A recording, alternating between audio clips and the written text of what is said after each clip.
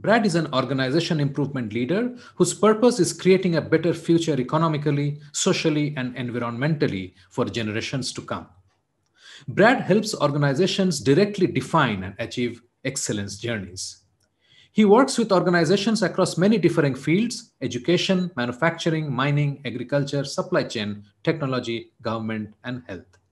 Brad is an Agile Scrum at Scale practitioner and Lean Six Sigma black belt. He's an associate with SA Partners, the assessors for the Shingo model, the most prestigious business award for excellence in the Western world. Brad hosts the Enterprise Excellence podcast and is an award winning author. His recent book, Agile Sales, outlines how to apply Agile to sales and marketing to amplify customer experience and business performance. Meet Brad. Brad, welcome to the show. I'm delighted to have you here, and it's great talking to you quickly after our last chat. We are going to talk about what we call is the elephant in the room in B2B sales, the abysmally low rate of conversion. But before we get there, please do tell about yourself a bit for our viewers and about the book that you wrote. Oh, thank you, Samajan. Well, my background is I grew up on a farm in inland Australia and got involved with sales a bit there. You know, you had to do everything as a farmer in Australia. And then I went to university. I was lucky to go to university and I studied international business, focused on Japan and learnt a lot about Toyota. Like I was basically focused on that. And then I thought, okay, I'll go into operations, but I ended up in a graduate position and they put me in sales. You know, one of these ones where they start to move you around a company.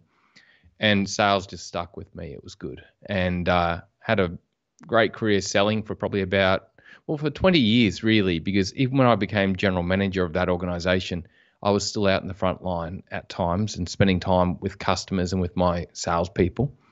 And I then became a consultant in business improvement. Like when I got to that senior level, I was also managing operations.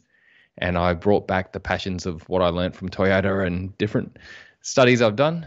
And I'm now a consultant and author, and I wrote the book Agile Sales. The reason I wrote the book Agile Sales is because most books in sales have been written about techniques and different selling approaches, where that's only part of the story. Like Agile Sales really goes into the cultural and the systems elements and the customer centricity and alignment elements that really I don't think many books have done in the past, and that's why I've done that. Wonderful. So let's dive right in.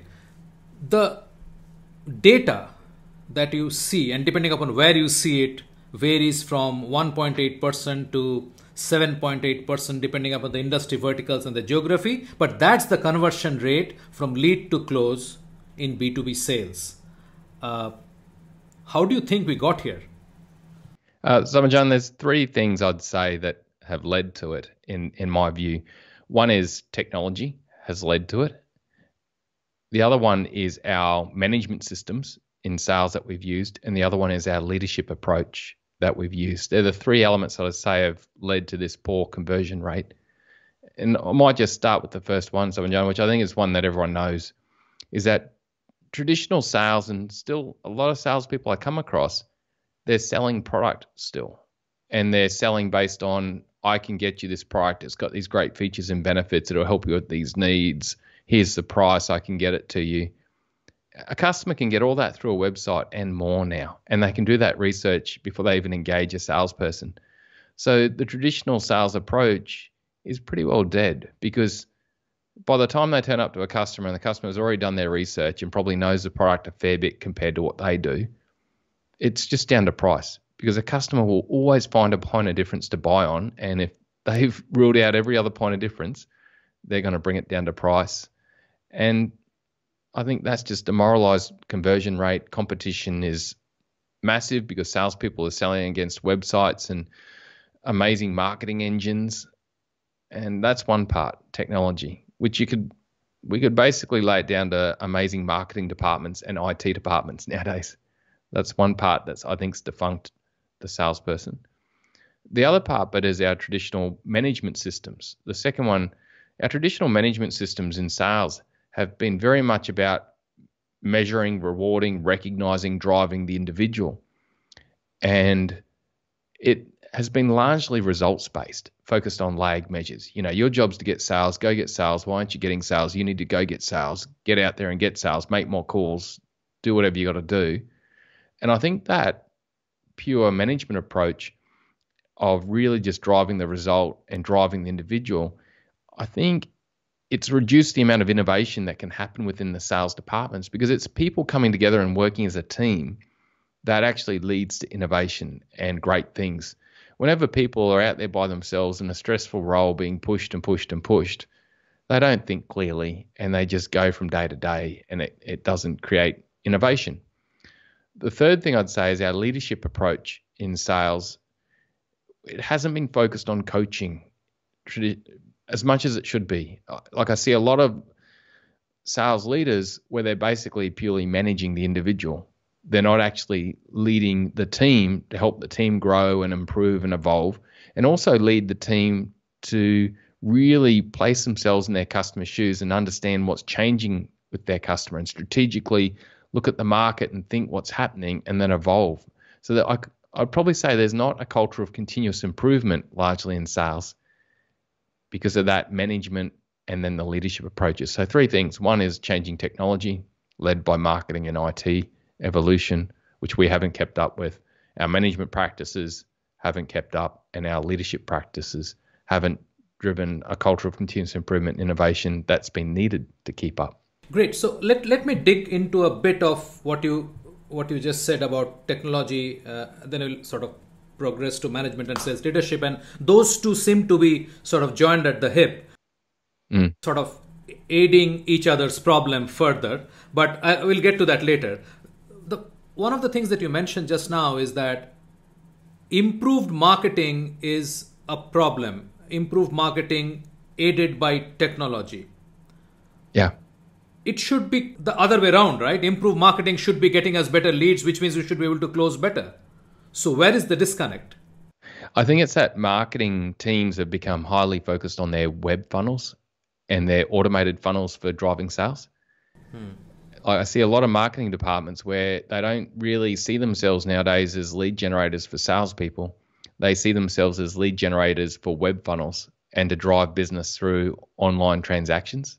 And so a lot of their innovation and experiential work for the customer is done based on how do we bring them in, educate them, get them into the web funnel, and drive them through the website for a sale.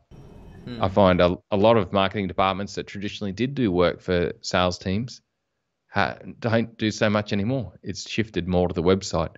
And partly it's a cost thing. It's a lot cheaper for a company to do that. But it's also that a lot of sales teams haven't evolved to continue down the path of being a value-add consultant who can actually deliver great outcomes for the customers. Because if you look at it, if you're a general manager or a CEO or a vice president and you're looking at 2 options, you're right, okay, I could generate leads to send into a sales team where they're largely just selling product and price and supply, and it costs me a lot of money and cars and phones and all that. Or actually, I could do that same thing and just channel them into a website and get the same outcome. Wow, let's put our money into the website because that doesn't require labor. And so let's go that way. And I think the sales teams that are selling on that traditional product and price and feature and benefit type of approach, they're becoming sort of obsolete. And I think that's what's happening. That's interesting because especially because you are speaking to me from the country of Atlassian, which sort of really put this out in the world that, hey, I can do with a 12% spend in sales and marketing and not 60% spend like the other guys and so on. So I see where you are coming from, and this will be broadly correct for SaaS kind of products, also where you can see the global movement towards product-led growth, right? So this is sort of connected to that, and I can understand. What about non-SaaS products where you really can't complete a transaction on the web and you still need a sales guy? So the cost of a sales guy, yes, it has to be a certain price or certain size of purchase. Then only the question of a person being involved is justified. I understand that. To your mind, where is the disconnect when a salesperson is required. Even in a complex software sale, it is required. See, if you're buying a ERP or a logistics software or whatever I think still a salesperson along with multiple people from the vendor side will be required. But where is that disconnect in non-software products? Just to get it clear. Yeah, I work with a number of companies that are automation and software companies. And yes, they do need to deploy salespeople, but it depends how far down the buying cycle is the customer already before they engage that salesperson. And that's a big ticket there. Okay, yes, you need to engage a salesperson to finalize things off and to make sure that the handover to projects go well or delivery team goes well. But if that salesperson isn't taking a customer-aligned approach, which is really focused on delivering extra value and high-value experience also, they're going to be drawn in at the back end of the buying cycle where we are getting down to basically signing the deal. And they're going to get squeezed for money. And they're also potentially their win rate's going to go down because there's going to be more competition in there because invariably the customer knows who the players all are. And if you don't show me something different that is truly different in what you do and how your company operates, I'm going to base my decision largely on price or on the research I've already done myself. Right. Absolutely. Absolutely. So there is this counter thought that salespeople need to be experts and need to educate the customer. How far is that really going to pan out? Because I always question myself, no matter how good I am with my subject and my industry as a salesperson, the fact is that I'm one person and my potential prospective buyer has access to all my other expert sales competitors and also consultants and the internet. So for me to assume that I'll be able to shine light on a corner that the buyer has already not seen is quite presumptuous, isn't it? I think, Samanjan, I think the answer to me comes back to something you said to me earlier. Like, I'm going to get you on my podcast to talk about focus on the buying journey, not yourself. And I'm going to tell a brief story on this one if I can. Sure. I'll go back. I had a team of young 21, 22-year-olds out of uni. They weren't technical experts, but there were some elements at play there with them that they had 85% conversion rates and doubled growth every year. Amazing. I'll come back to that and explain that later on. But then I took over and bought a company, and we took over a team of technical experts, Samanjan. These guys knew the technology inside out. They were amazing. But their conversion rate was only about 30 to 35%. Now, during this time, the attitude was we need to hire experts. They need to be technically great, and that's who we need to hire. And what the company was doing was hiring really driven, individualistic people that they could put a commission on and drive them like crazy. And you didn't have any teamwork. And the selling process was more focused on technical expertise rather than the buyer's journey. And at this time, we hired a young lady. She would have only been 22, 23. I don't think the age matters.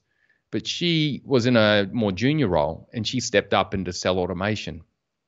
And with her name was Katie. I write about her in the book.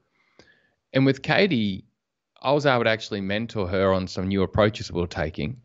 And I said to her, right, Katie, it's not about the technology. It's about the buyer's journey, the customer's journey. And I said to her, what are these were factory managers. What are these factory managers? What's happening in their world at the minute? And in Australia back then, and still now, they were fighting for survival. It's like everything was going offshore. They got to survive. And I said to Katie, okay, Katie, how are they trying to survive? Okay, they're trying to deploy Lean Six Sigma practices into their factories to try and improve. They're trying to get good at root cause analysis and these techniques. Okay. And then, Katie, what do they want out of you? Oh, okay. They would want me to be able to help them actually improve their factory and actually make their factory run better and be more competitive. Okay, so let's do that. How can we build an approach with our customers, who we called them Bob. Bob was the persona of the factory manager. How can we build an approach for Bob that he's going to have an amazing experience, because we're going to be able to demonstrate that we understand his world and we know where he's at, and we have an approach that aligns to Lean Six Sigma techniques and root cause analysis and all these things that he's so passionate about right now. And then we, at the end of the day, we're going to be able to demonstrate facts and figures and data that shows the returns and gains we're going to get, and he's going to feel really comfortable just to make it happen. And hey, if he's not, we're going to pilot it and demonstrate it. And so Katie, in the first year of any new salesperson, they normally only sold about $700,000 to $800,000 worth of gear. Their conversion rate was normally about 30%, because you're learning the technology. Katie, in that first year, sold about $1.5 to $1.6 million worth of equipment, and her conversion rate was up around the 70% rate, 75% rate. Right. And by the end of the year, she hardly knew how to turn a coder on an automation. She probably didn't even know how to switch the thing on.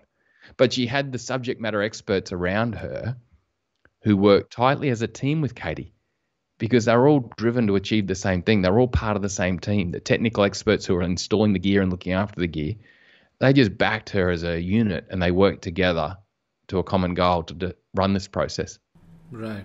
And there's some amazing stories in it. Absolutely, absolutely. And that actually sort of points towards our current incentive programs that we have, which is incentivizing individuals. Maybe it's time to take a serious look at how we incentivize and how we thereby drive end results that we desire as an organization. This is a good point to actually, it's a good segue to move the discussion to the solution. So how do we get out of this abyss of low returns on our selling time? It's amazing when you do it too. It's such a pleasure, because the results you get are so great. So, John, there's a lot of techniques I write about in the book, Agile Sales, but I want to start with one that's really important. Everything in Agile is about the customer. So the first thing is you've got to place yourself in your customer's shoes. You've got to know who are your ideal customers now, and who are the people in there, the personas that are going to buy from you. So that's the first thing. And you've got to get deep into their world. You've got to know their conscious value side, but also their unconscious emotional side, both at work and away from work. There's some cool techniques you can do to do that. Persona mapping, empathy mapping, things like that. And then, of course, you need to do what we did with Katie, which was to really think about, well, how do we align to the buying journey, and then take a sales framework that really bolts into that. And that's important. I sort of mentioned that with Katie's example. But the next thing that I haven't mentioned that's very important is we need to form our teams not based on silos and divisions in our company, but we need to form small teams based on who the customer needs to get great outcomes.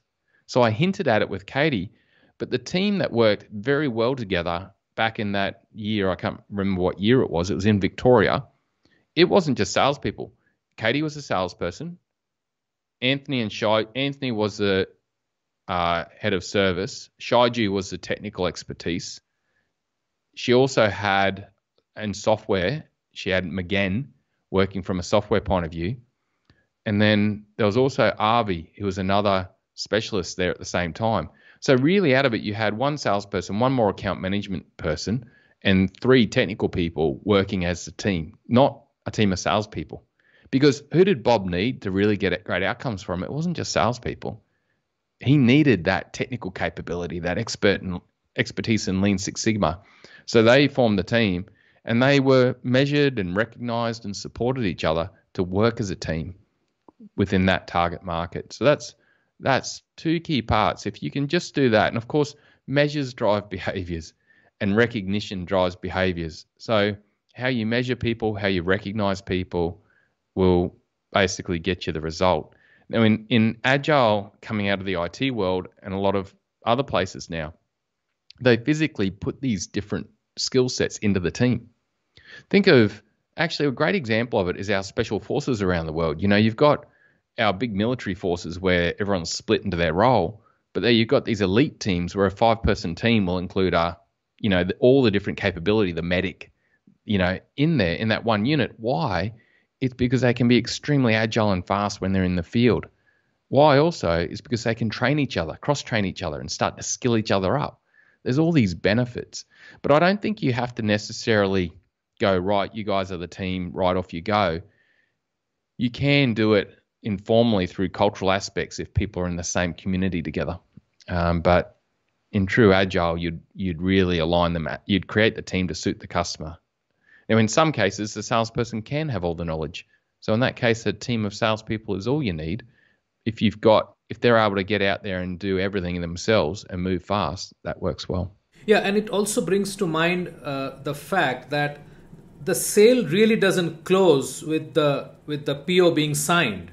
The sale really closes when you have delivered the outcome that the customer is looking for. That's when you create a long-term relationship with the customer, and you can continue to service that customer. You build the trust. It takes time. We can't build trust overnight. Just because I've met you or you have met me or we have exchanged some notes doesn't mean you'll start trusting me. I think that's quite an assumption to make.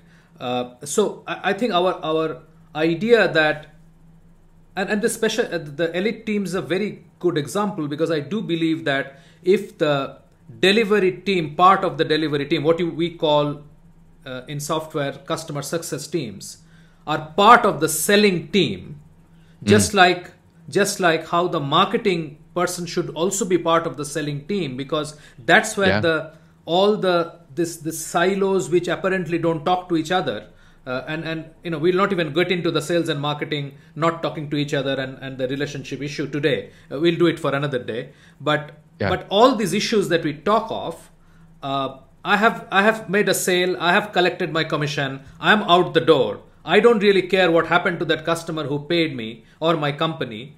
That's a strange place to be, because if you have no stake at all in the delivery of what you are selling, then I think that's a problem, and that's what we see. The result of that is what we see. Yeah, and you lose repeat business. Why? Because that customer has a bad experience with the delivery, and typically the sales team blames the delivery team.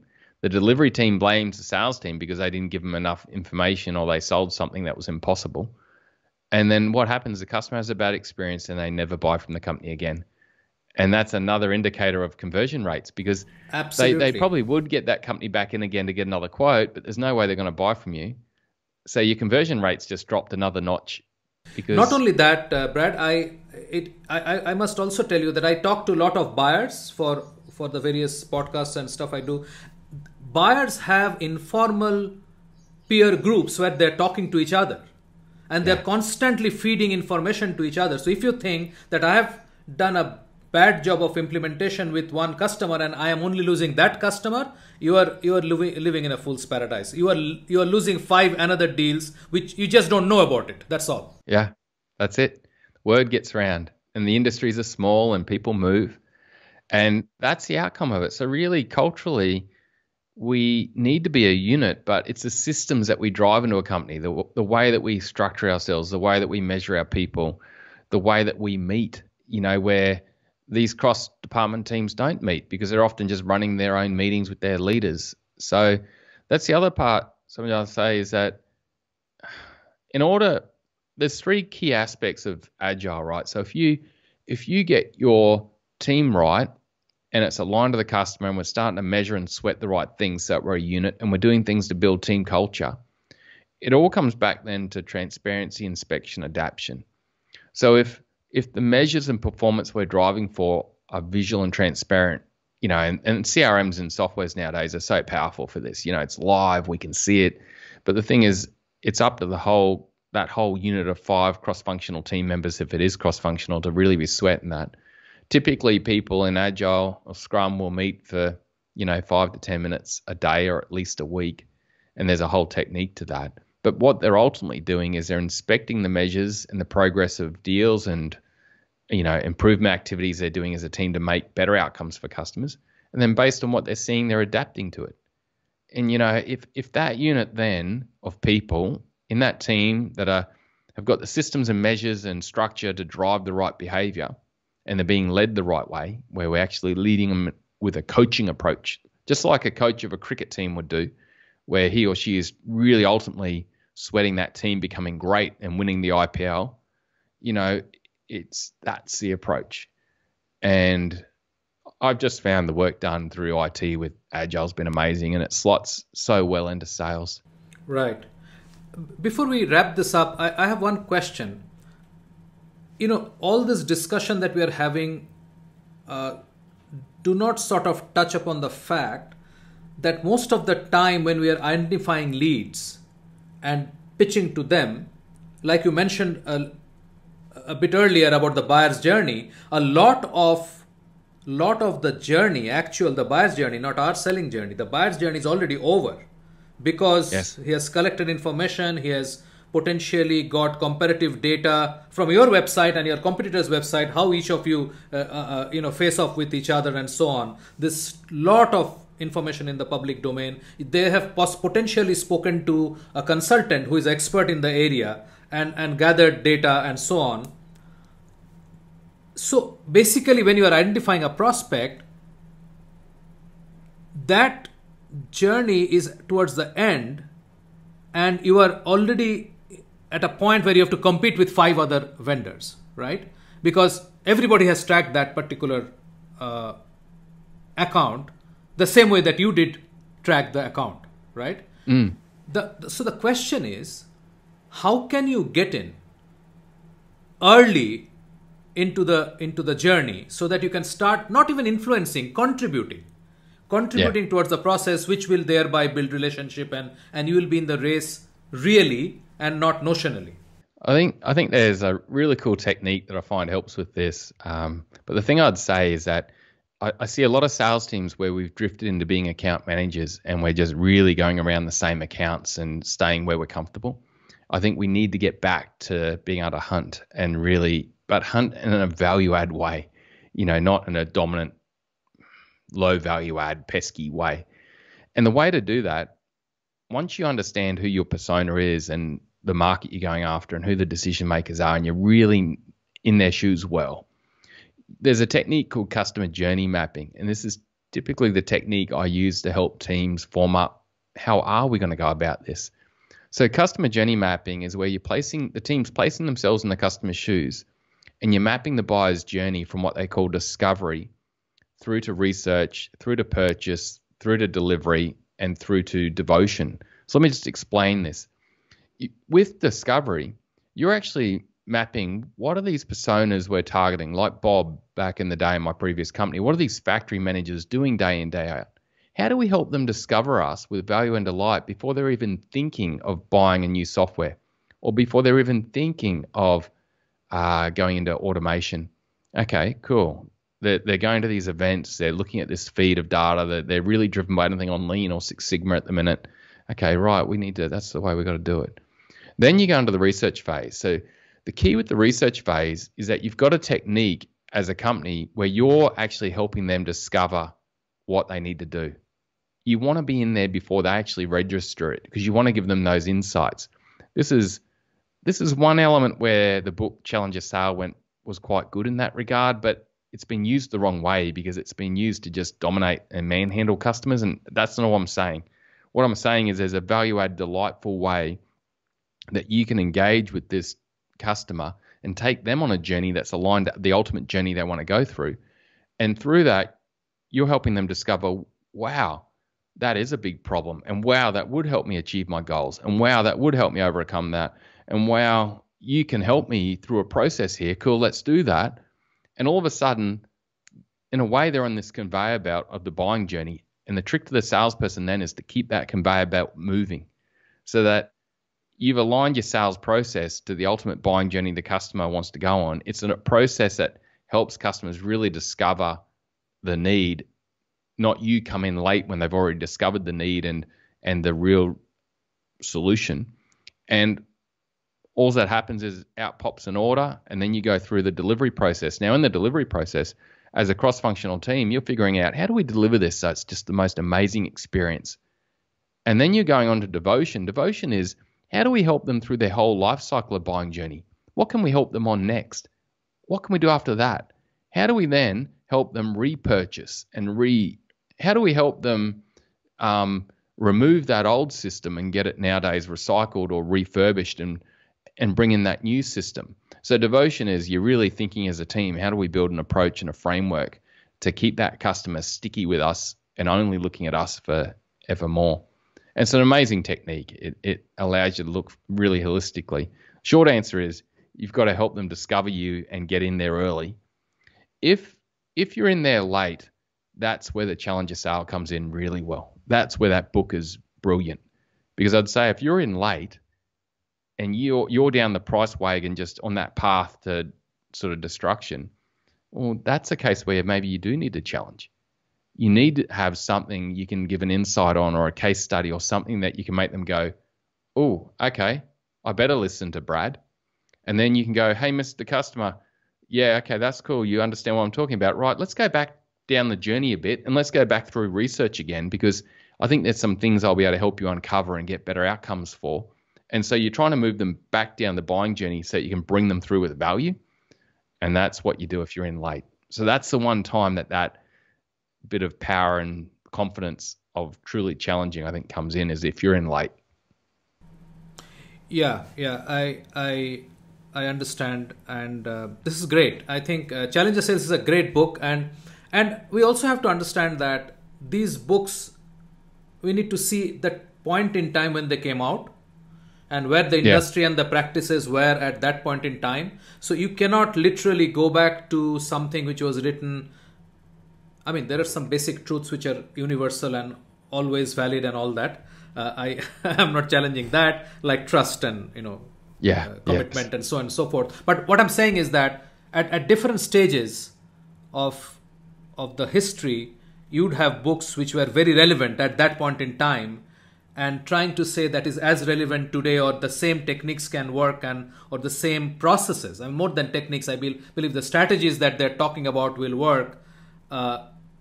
Could be stretching it a bit, I think.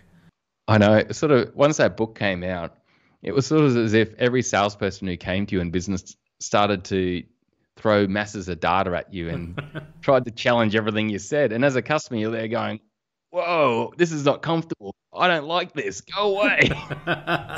Exactly. And I had that from all sorts of companies. It just, and I ended up saying to people, a salesperson would come in and start doing that to me. And I said, hey, have you been reading the Challenger Sales book? And they'd go, yeah, how'd you know? I'm like, I read the same book. Yeah. Okay. Right. Brad, this was great. Wonderful chatting with you. And I look forward to talking more. We'll figure out how and where. But it has been an absolute delight. And thank you so much for coming on the show today. Thanks, Samajan. I really appreciate it. And I hope some sales teams and leaders have gained value, because the results are astounding if you can tie some of these things we've spoken about together. So good luck, everyone. Thank you.